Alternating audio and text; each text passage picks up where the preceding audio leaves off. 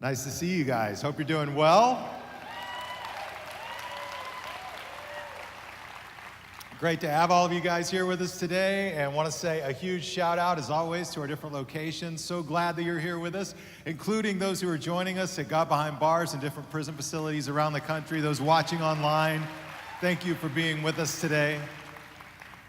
You know, I was thinking today about this hike that I did years ago, right after college. It was one of those sort of moments for me after college where it was kind of a transitional moment, and I had the opportunity with a friend of mine, a dear friend of mine, to hike the Appalachian Trail through the Smoky Mountains. So it was a big deal, and we went on this whole, it was like a 10-day trek together. We'd cover like 15, 20 miles a day. I mean, you know, long journeys.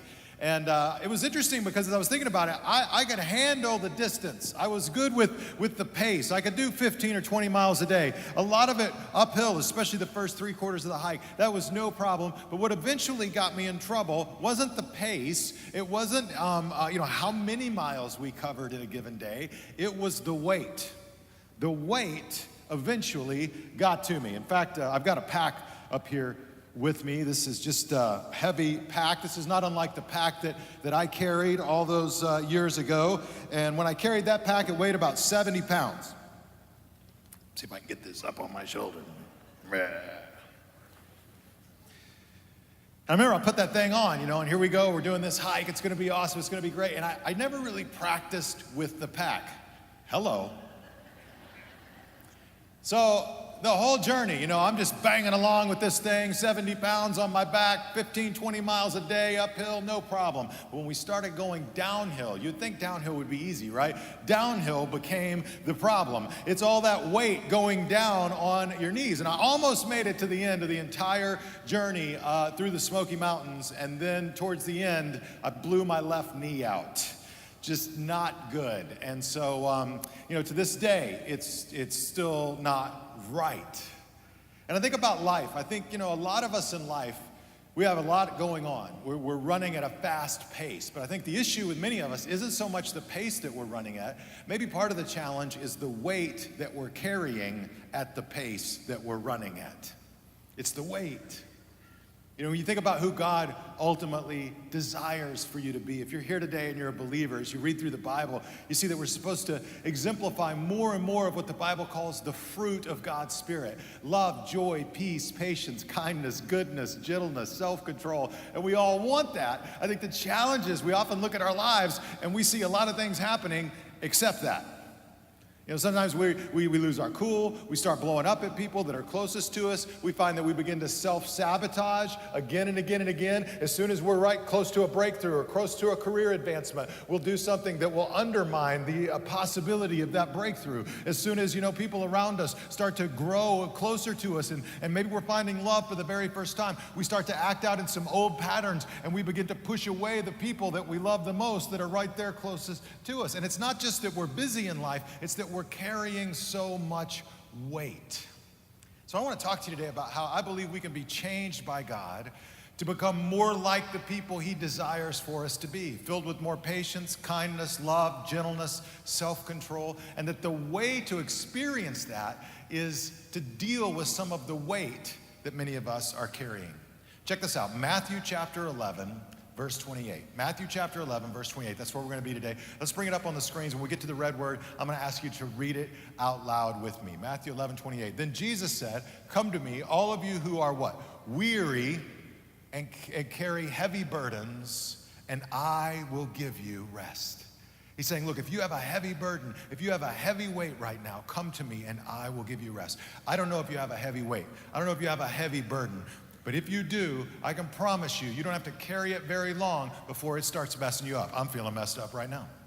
In fact, I'm gonna get rid of this thing. Because you carry a heavy weight, you hear that? That's some weight.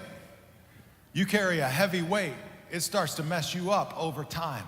Jesus says, look, you can trade some of that weight for what I give you and for what I wanna give you, and ultimately you will find rest for your souls. So one of the first things that we can do to be changed today by the goodness and the grace of God, like that early church community, is simply this. You could trade your weariness for God's rest. Trade your weariness for God's rest. Now, I love kids, and one of the things I love about kids is how they can sleep. In fact, check out this kid right here. He's just playing along, she's playing along, and then all of a sudden, man, just boom, like standing up, I'm out right there, I just take a nap right here. Awesome, right? Or this kid in IKEA, a lot of shopping's going on, and then she's done. That's how I feel when I go shopping. Or this one was one of my favorites. Check this guy out. Just fall asleep in the shoe. It's awesome because kids can sleep anywhere, man. They get tired, they get worn out, boom, they're out, they go to sleep, and they're resting. The challenge is a kid that doesn't get enough sleep, right? And when they haven't had sleep at all, what happens? They start bouncing off the walls, they get all hyperactive, and you think, man, that kid needs to sleep. And I think sometimes in our lives, we can get to a place where we need that kind of rest, but we have a lot going on, we're running at a fast pace, we're carrying a heavy weight, and we just start emotionally kind of bouncing off the walls. And we're weary and we're tired, but we don't know where to find the rest. We know we're exhausted and we're worn out, but we're not sure how to be renewed and restored, right? We know we need the rest more than a nap, but we don't know how to get the rest. And Jesus says, look, come to me, all of you who are weary. If that's you today, if you're weary, if you're tired, school started, you got laundry, you got dishes, you got homework with kids, or maybe you're a student, you got homework just in your own life. Some of you are working and going to school. You're navigating that. Some of you are working, going to school, and managing family drama. You're exhausted, you're worn out. Maybe you're not in school, maybe you're at a place in your life where you've moved into retirement. Every person I know who's retired says, I'm busier now than I was when I worked. This is not encouraging to those of us who are working. It's like, you gotta be kidding me, man. It just gets busier from here. How can that even be possible, right? And so maybe you have a lot coming at you and you're weary and you're worn out. Jesus says, I wanna give you rest. Now, he's talking to a group of people who in the ancient world were caught up with guilt and condemnation and shame. This is a group of people that literally the religious leaders had the moral commands of God, and then they put so many other commands on the people around the moral commands of God, so many extra laws and extra responsibilities about the Sabbath and what you could do and what you couldn't do, and about how you manage this situation, how you manage that situation, all these other religious laws and principles that Jesus is talking to a group of people who just feel like fundamentally they're tired, they're worn out in their relationship with God. They can't they can't reach that high of a pinnacle. And so they walk around feeling like God's always disappointed with them. They walk around feeling that guilt that's always weighing them down. And then here's this religious teacher. He's called a rabbi. He's getting a reputation for himself. And he shows up on the scene and he says, look, come to me and I'll give you one more thing to do.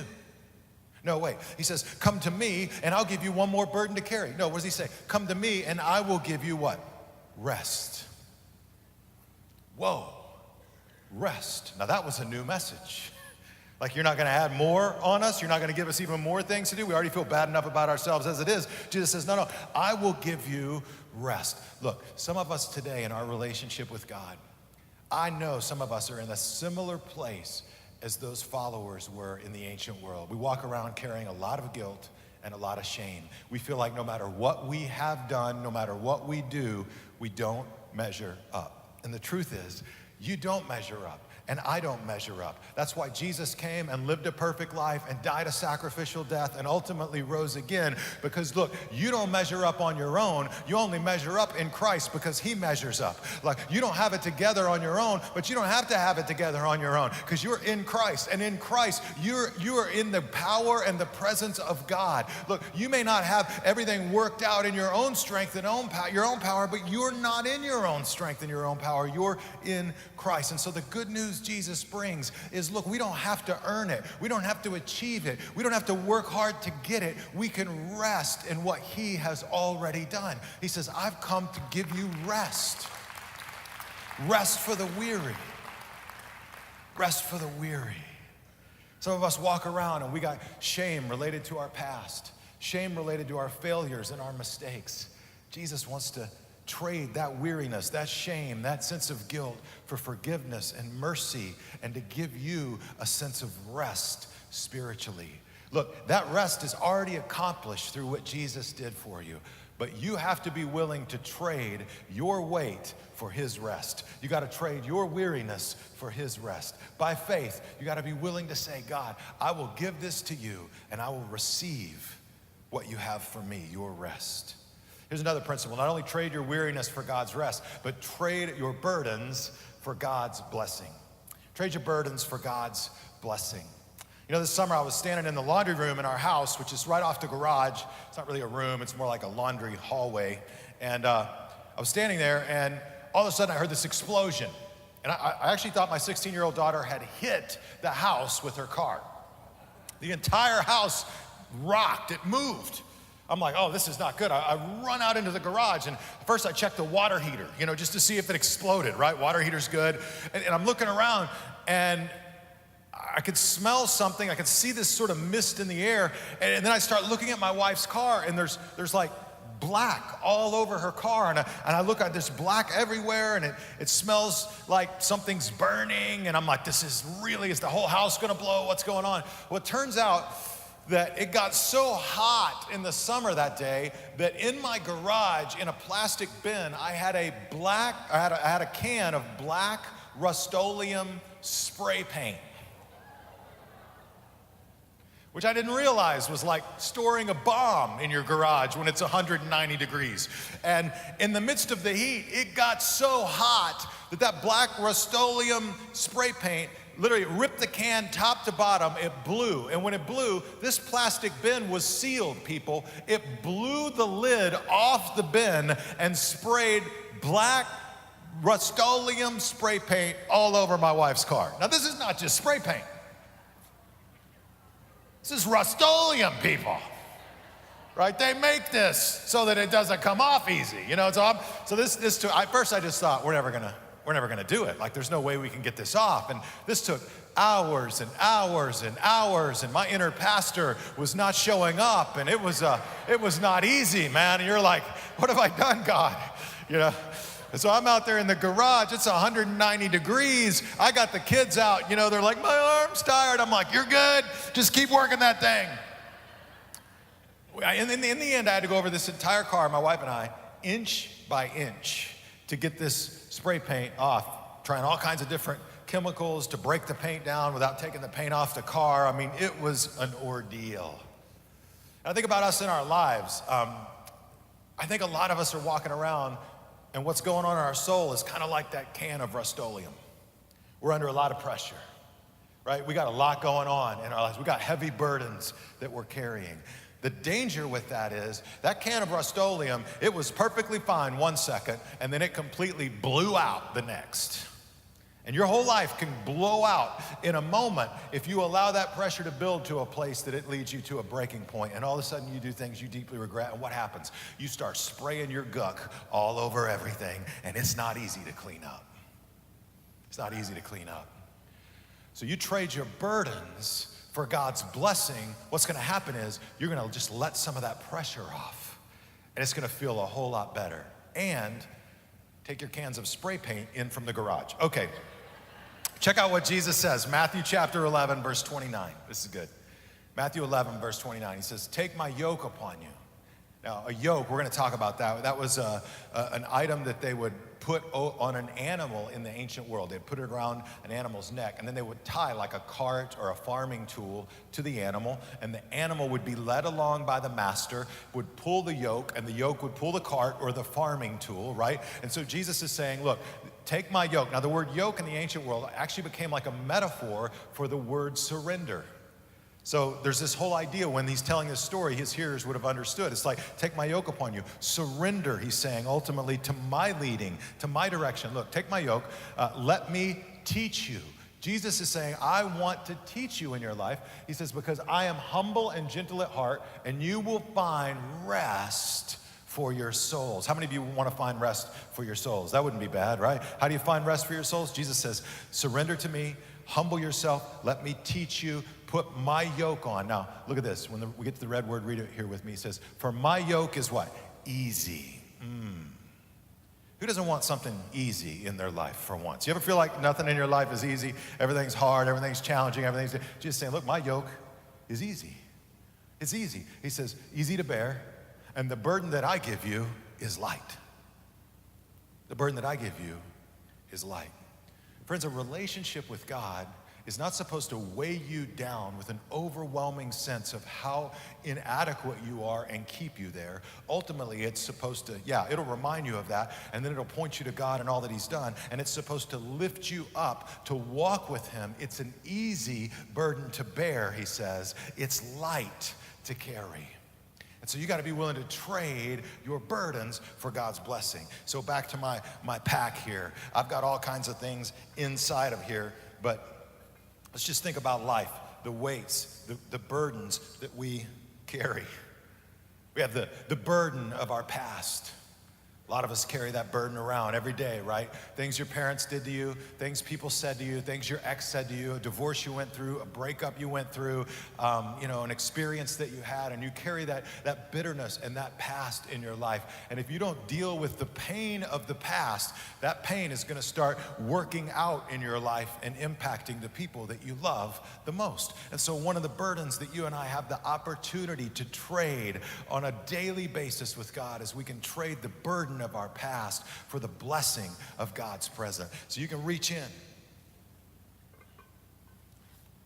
You can take the weight of that betrayal or that divorce. You can take the weight of what that person did to you, and you can say, God, I'm going to surrender to that. It's too heavy to carry. I've been discriminated against, but I'm not going to carry that weight anymore. I've had people betray me and lie to me, but I'm not going to walk around and carry that need for revenge in my heart anymore. God, hate is too heavy of a burden to carry. And so I'm going to lay it down.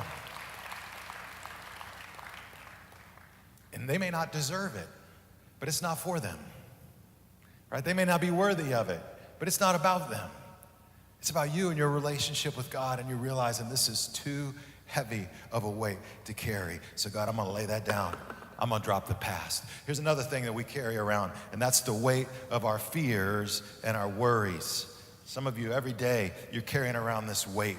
Everywhere you go, it's just the weight of worry about your kids, about your future, about your finances, about the economy, about our country, about how the Dallas Cowboys are going to go forward when their running back did something very foolish and, he's out for the first 6 games, and it sounds like rightly so. There's all kinds of things to worry about every day. And we carry these worries, right? We carry them around, and they weigh us down. And it may be that it's not just the pace that we're running at that's really the problem. Again, it may be the weight that we're trying to carry at the pace that we're running at. And a lot of that weight is weight that you and I can get rid of. So today you say, look, God, I'm not going to be responsible for things you never meant for me, basically in my life, to take responsibility for. I can't control the future. I can't control the government. I can only control my little sphere of the world. And in what I can control, I'll do what I can. And then God, I give the rest of that to you. And I'm going to trust you to do what only you can do. And so you take that worry and you lay it down. Some of us, we're carrying the weight of insecurity. You feel like you're only as good as your last performance. You're only as good as your last accomplishment. And everything you do, you feel like you never ultimately measure up. It's that insecurity that, I think we're all insecure at some level. It drives all of us at some level. But part of maturity is realizing it's too heavy to keep carrying, God. I'm going to start laying some of that down and taking on the security you give me in Christ. I'm going to realize I'm already loved no matter how my performance is today. I'm going to realize I'm already forgiven no matter how good I am today, or no matter how much I may have lost my cool today. I'm going to realize that you love me even if I don't accomplish one more thing. And in that sense of security, what's happening? We're trading that burden for the blessing of God. And we can start moving forward in his power. Some of us today, one of the most powerful things we can do is just take what you're worrying about, take your past, take your present, take what you're struggling with right now. Take that heavy burden and just surrender it to God. Look, you can walk out of this experience today lighter. You want to lose some weight? You may have to go to the gym. You have to change your eating habits. You just say, I'm going to let go of that bitterness today. Now, tomorrow's a new day. You have to fight that battle again tomorrow, right? But today, I'm going to let it go. I'm going to let go of that fear about the bills in the future today. I'm going to let go of it. I'm going to let go of all that insecurity and stuff going on in my life today. And here's what's going to happen. You're going to walk out lighter. You don't even need Weight Watchers for that. You're welcome, Barry. You're welcome. So trade your burdens for God's blessing. Here's one more thought for you. And that's to trade your past for God's future. Trade your past for God's future. So yesterday, one of the most important people in my life passed away. My pastor and really my mentor. The reason, as much as my dad would be the key influencer in my life, this would be a person from a ministry standpoint that was the key influencer in my life. The reason I'm in ministry today. A friend of mine named Roy Wheeler. He was in his late 80s. He passed away. He was a tremendous person. I got his picture up here. I'll show you. That was the last time I saw him a couple years ago. And Roy was a guy that saw me in the hallway as a 17-year-old teenager. About 3 months after I'd gotten sober, surrendered my life to Christ, and was really starting the spiritual journey. I was completely insecure. I had all kinds of guilt. This brother had issues. I think I got issues now. You should have seen me then. And he walked by me in the hallway, and he said something to me nobody had ever said to me before, and actually nobody ever said after for a long time. He said, you should consider becoming a pastor. And I thought, you have no idea who you're talking to. And I remember, I didn't become a pastor initially. I went and played in a rock band, but it was a Christian rock band, so that made it all right. And eventually, he had planted a seed in my heart, and God began to water that seed. And I remember when I went to college, I met with him, and then when I got out of college that first summer, he hired me on at the church as an intern. And so I got to work as an intern for a few different summers and go away to college. That guy would show up at my college. I didn't put this together for years, but he would show up, and I would always have a long, a college bill you're trying to pay off, trying to pay down. And then I would go suddenly to the finance office, and they would tell me, your bill's been paid. And I didn't know why. It was Bible college, I was studying to be a pastor, but I didn't understand what was going on. It wasn't until several years later I started to line up a lot of the trips with Roy when he would come to the college, and I would see him, and he would see some of the other students that had come out of the church. He'd go clear out our school bill. When I got out of college, he hired me on the staff at the lowest level. He did my first wedding with me, showed me how to do it. He showed my first funeral that I performed. He showed me how to do it. He married my wife and I. We've been on a mission trip together, and we were flying back in from Belarus, and I knew that he was busy and had a lot going on, and the best way to get his attention was when the plane was in the air. So I waited till the plane was in the air coming back home because I knew I could get his undivided attention. And I said, hey, there's this girl named Lori that I've been dating, and he knew her, and I said, I think I'm going to ask her to marry me. What do you think? And he said, Judd, he didn't even hesitate. He goes, you're never going to do better than that. Truth. You're never going to do better than that. But I loved him a lot. But as I thought about him yesterday and had some tears, the thing that I appreciated the most about him was he helped me see past my past. He showed me that my past did not have to define my future. He showed me how to trade my past for God's future. Look, I don't know what you've done in your past. I don't know what's gone on, what kind of mistakes you've made or haven't made, what the road has been like. I just know that your past only has the power to completely define you if you give it the power to completely define you. You can let God and His Word and His Spirit and His power define your future. So no matter where you've been, your future can be better. No matter what you've been through, God can lead you into a better tomorrow. No matter how much stuff you have faced, God isn't finished working and moving in your life today. And I'll always be thankful to Him for that. He never saw me as the 17-year-old, barely sober kid in the hallway at church. He always saw me as somebody who could be used by God. And my prayer ever since yesterday has been, God, just for all of us who are followers of Jesus today, God, use us in someone else's life to help them trade their past for the future that you have for them in their life. It's a choice you and I have to make every day. I mean, I feel like we're carrying a pack, but it can be a much lighter pack than the one we're carrying. Sometimes we think the problem is we're so busy, but maybe it's not that we're busy. Maybe it's that we're trying to carry too much weight that God never intended for us to carry. So what can happen in our lives today if we said, man, I'm gonna trade my weariness for God's rest. I'm gonna trade my burdens for God's blessing. I'm gonna trade my past for God's future in my life. I'm gonna get rid of some of that weight. Jesus says, my yoke is easy, my burden is light.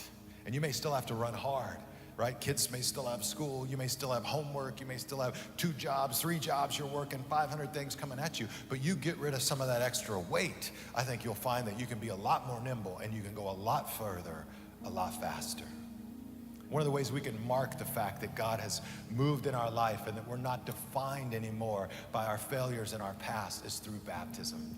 As you look at that early church community, you see that those first followers of Jesus surrendered to Christ, began a spiritual journey, and the first thing that they did was they were baptized in water. Now, to be baptized in water just means you go underwater for a moment and you come back up. It's a very important historical moment in our spiritual journey and in our lives. Jesus walked all the way to the Jordan River to be baptized by John the Baptist. I think he did it to set the example for us and the model for us in our own lives, that all of us should take that step. And if you've never taken that step, I want to give you an opportunity today to mark the fact that, look, you are going to accept Jesus' yoke. You're going to take his burden, which is easy and light. You're going to walk in his power and surrender to him. And baptism says that's what's happened to me in my life. You go into the water for just a moment, you come back up. It's a picture of the fact that you're walking in a new life.